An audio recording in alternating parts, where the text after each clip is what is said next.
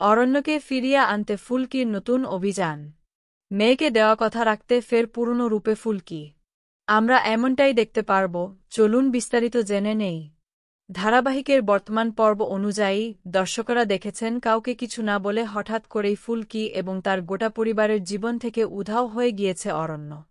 হয়তো সে বুঝতে পেরেছে, সে যদি এখানে পড়ে থাকুক না কেন, কোনোদিনও ফুলকির মনের কাছাকাছি আসতে পারবে না। কারণ সেই জায়গাটা পাকাপাকিভাবে রোহিতের। তাই এইবার ধারাবাহিক কর্তৃপক্ষ আবার আগের মহিমায় ফুলকিকে ফেরানোর চেষ্টা করেছে। তারা সবাই একটা চিঠি পেয়েছে যেখানে অরণ্য লিখেছে সে অনেক দূরে চলে যাচ্ছে, আর কখনো ফিরবে না। চিঠিটা পড়া মাত্রই সবার মন ভীষণ খারাপ হয়ে যায়। বিশেষ করে ফুলকি বিষয়টাকে একেবারেই মেনে নিতে পারে না।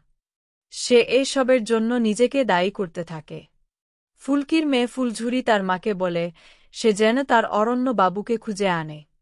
ফুলঝুরি আরও বলে তার মা যেন অরণ্য বাবুকে না নিয়ে ফিরে না আসে। ফুলকি তাকে প্রতিজ্ঞা করে অরণ্য বাবুকে সে ফিরিয়ে আনবেই। যারা এই ধারাবাহিকটি একদম শুরু থেকে দেখে আসছেন তারা জানবেন, অনেকবার রোহিত বিপদে পড়ায় ফুলকি তাকে খুঁজে উদ্ধার করে এনেছে। ঠিক কেমন করে এবার ফুলকি অরণ্যকে খুঁজতে যাচ্ছে।